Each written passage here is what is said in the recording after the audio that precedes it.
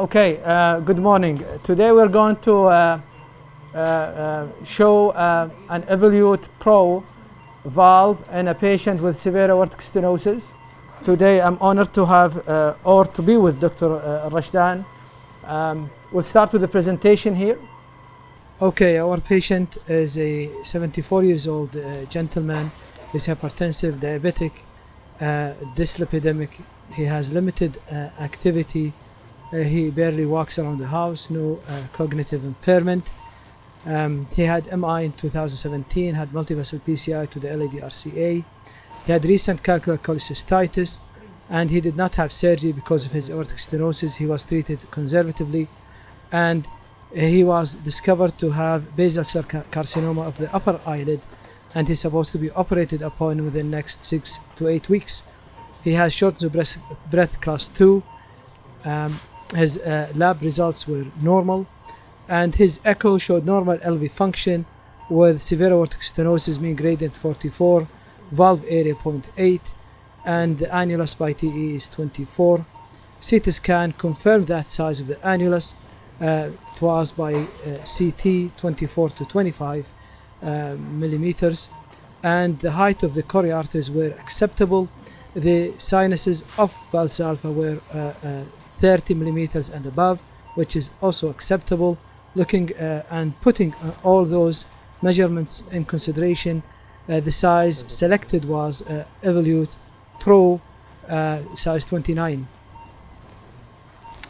The axis is good. The size of the femoral artery iliacs were okay, no much of calcifications, and your score was 1.7, which is low. But looking at the comorbidities of this patient and activity, I think TAVI was a very good option in this patient. So we decided to do transfemoral TAVI with Evolut Pro. So the valve is Evolut Pro, which is same as Evolut R, but the difference is there is an outside skirt from porcine pericardium. The height of it is 30 millimeters. It covers 1 cell and a half. It goes over an VOR delivery system, which is 16 French equivalent, and its outside diameter is 20 French. It's one size bigger than Evolut R delivery system, and requires 5.5 millimeters vessel instead of 5 millimeters. Now we're going to show you what we have done so far on the patient. So what we have done now here is we have accessed the right femoral artery, common femoral artery, with 9 French sheath.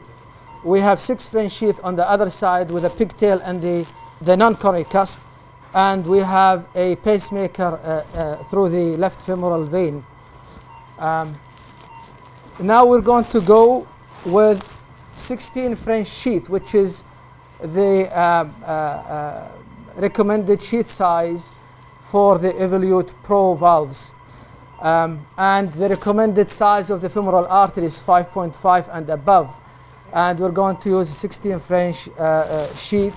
We're going to introduce it now, and here we're showing the sheath going in. There's no resistance at all. So we have allocated the angle of implantation by CT, and it was LAO 18 caudal 6, and this is the angiogram, which is perfect actually. So now we moved the pigtail from the right coronary cusp to the non-coronary cusp. Next image. And we have put an extra stiff wire into the LV, and we'll be ready for the valve. We have given 5,000 of heparin. So we're waiting now for the valve to make sure under fluoroscopy that the valve is well crimped and it doesn't have any distortion prior to implantation into the patient. Yes. Basically, the delivery system here is the same. We have here a 29 Evolut Pro valve. The delivery system same as the Evolut R. the outer diameter here is outer diameter here is about 20 French size. That's why we used 16 French sheet, and it's 16 French equivalent. The other delivery system is the same as Evolut R. So now we're going to view the valve under the fluoroscopy. If you look to the distal, they are like crowded. The crowns are crowded, and this is normal. It doesn't reflect, see that? It doesn't reflect poor loading. And what we looked at during the viewing is also the paddles should be in place, which is fine. So loading is good. So now we're ready to exchange the sheath with the valve. And you can see we are going with the valve in, no resistance at all. So we have our catheter in place, pigtail in place in the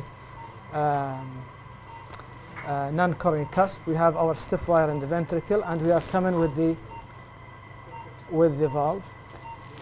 Maybe Khalid, one has to mention also that one of the possible mistakes would be that once you introduce the valve to the groin, if you don't have a good view, a good feel for the wire and the left ventricle, you might lose the position while pushing. Yeah, yes. Somebody is holding the wire, so you have to be 100% sure that the wire is in the left ventricle, otherwise it's going to complicate issues and you have to reintroduce the wire in the left ventricle. That's a very important point to mention. Yeah. So we're coming around the arch.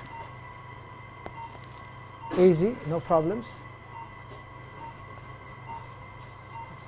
And one of the very important role of the helper is to make sure that the wire is not being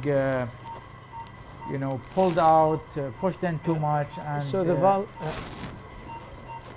we crossed easily here. Yes. We just reposition the pigtail here. We have some arrhythmias due to the wire.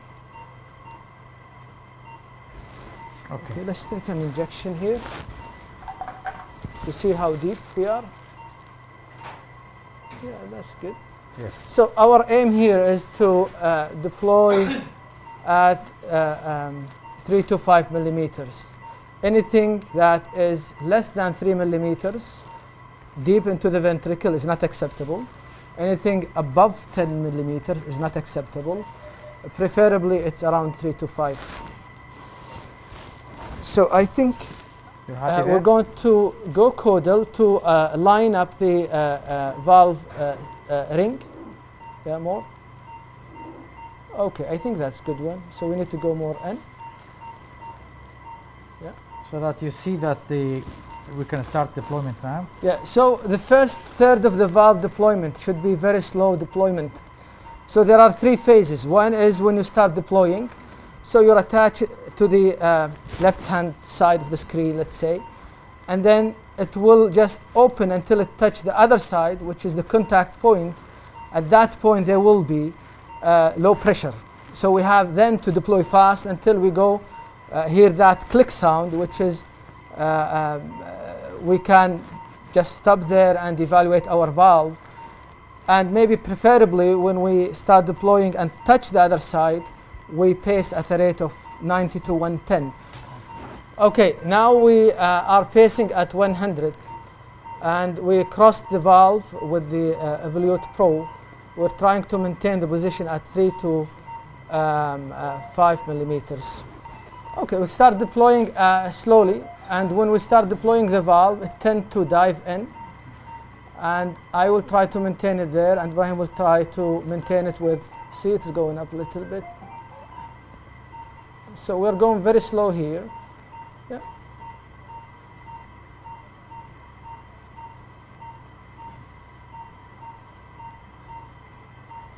Yeah.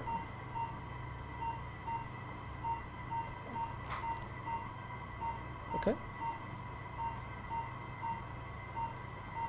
See, slow release. Once it hits the other side, pressure will go down, then we'll go fastest.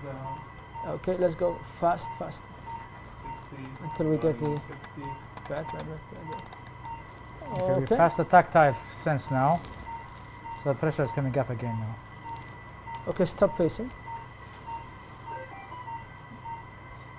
Okay, now we have time to evaluate the position and the AR. Okay, it looks perfect. You can see there is no AR from toward the non-coronary cusp. It's good. Maybe deeper on the left side. I think it's fine. Those valves, they're self-centered. Yes. And I think we are in good position To deploy it completely. Yes. So now we want to relieve some traction on this. While we release the valve, I will apply some pressure down, push in, and Ibrahim will try to put some traction on the wire, or I'll do it while we release it completely. So that's to relieve some of the traction on the valve. Yeah. So we are releasing. Just let me take the pigtail out. Yep. We are releasing the valve now.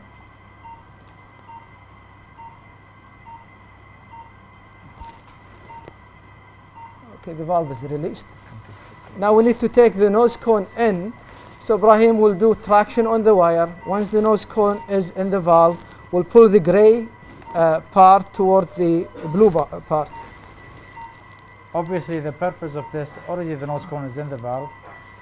So what we will do now, so we're pulling the gray part toward in the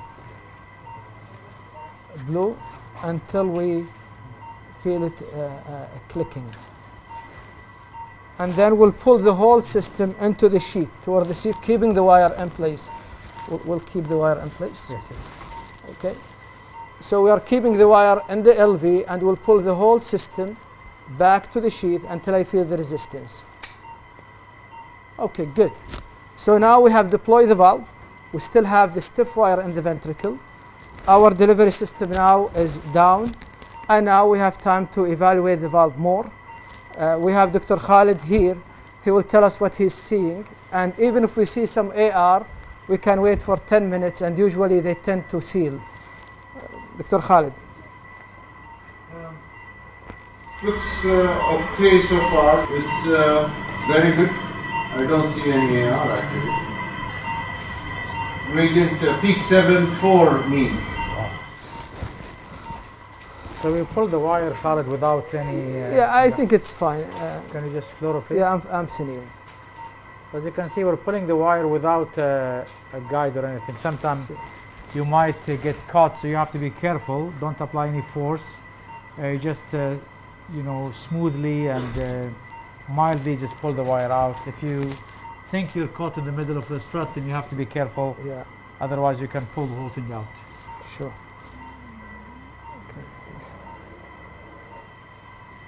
It's a little bit to the deeper side, Khalid, Yes. than what you're used to. Yeah. But thankfully, still ECG is good. We're not pacing at this stage, so that's... Yeah, there is no conduction abnormality. There is no AR. The coronary arteries are fine. You can see the leaflet of the left coronary cusp is really close to the left main. So we're happy here. Yes. We didn't feel any difference in the technique and deploying the valve compared to Evolut R. Same techniques. Maybe you should have, or you should release it very slow. And the other thing, it's bigger size delivery system, which is not a big concern in this patient. And we see there is no AR, actually zero AR, which is really very impressive. Well, Khalid, you know, one thing that I thought about this new technology is that, first of all, what is the advantage and what is the disadvantage? And disadvantage that I was quite worried about was the size. You know, we were going to the smaller size and we were going to the higher size. Yes.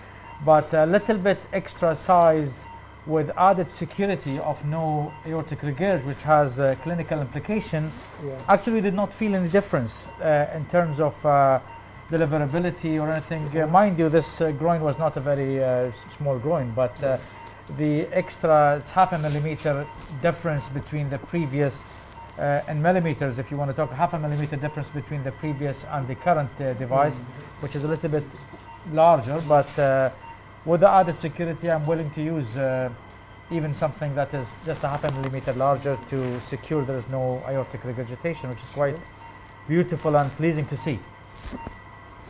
Okay, I think by that we conclude our case. Thank you very much, Khalid. The case well done. I think this demonstrates how simple this procedure have become and how predictable TAVI procedures have become with devices that have been well thought of, and you know, each cath lab has its own way of doing things, and our way is no different than the rest of the people, except that we are doing under general anesthesia like many other centers. Sure. Thank you very much. Thank you very much. Thank you, Khalid.